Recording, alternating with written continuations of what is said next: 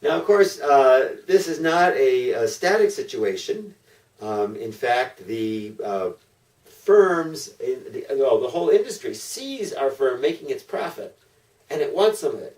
In particular, there are other potential firms out there that see this profit that would really like to get in on the action. And so that's where this idea of free entry comes in. Firms, other firms see our profit, they want some of it, and so they form themselves up and they get organized and they enter. And so they enter, and this shifts the market supply curve down to the right here. And this, of course, lowers the price. It increases the quantity produced in the market, because, of course, we're moving along the demand curve to a higher quantity demanded. And so quantity produced in the market increases because of these additional sellers, but the price falls. And, in fact, it's going to fall to an equilibrium point where it actually does get to the minimum point of average total cost, which is right here, right there, minimum of average total cost, where average total cost equals our marginal cost.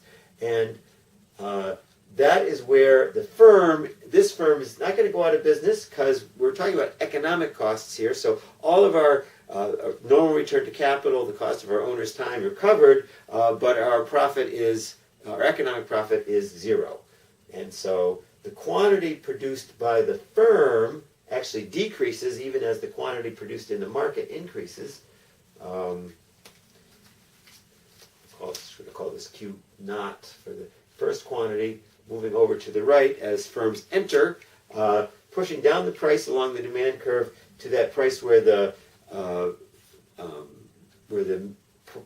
price is at the minimum average total cost, which is right where marginal cost equals average total cost.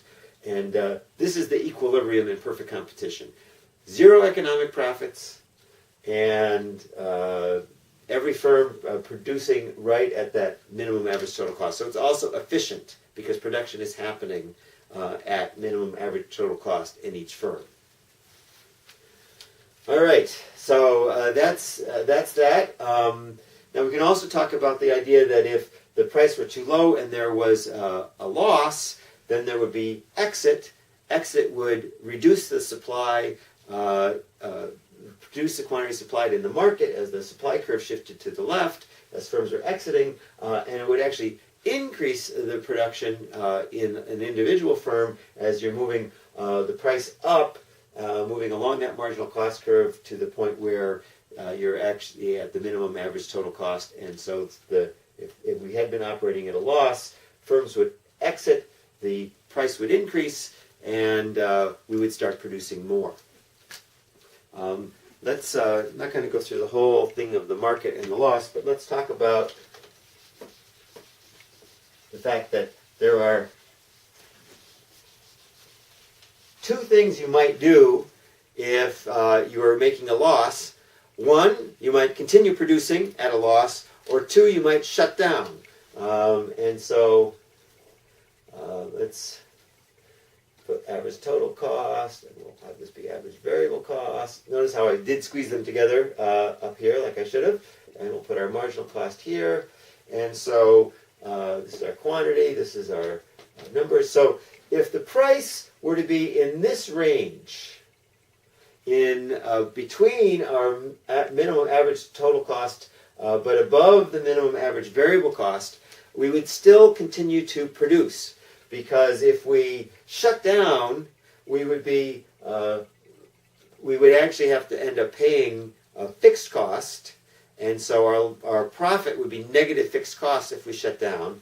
If we're producing if the price is in this area above the minimum average variable cost, we're able to cover those variable costs plus a little bit more and make some contribution towards fixed costs. So we're still at a loss in this area, but it's a smaller loss than we would have if we shut down. And so we stay in business, and then we hope, of course, that other firms are going to exit and that we will see the price go up and we'll able to make zero economic profit. Of course, in the long run, we would shut down if nobody else does, as our fixed costs become variable. But assuming we have these fixed costs to pay, we're not going to shut down unless the price falls below a minimum average variable cost. In that case, we would shut down. And so for our individual firm, we have a supply curve. So let's think about this going over to This is our minimum average variable cost. So the supply curve is 0, right? This is a quantity 0. Supply curve is 0 below minimum average variable cost, and then it goes along up over here to our marginal cost curve.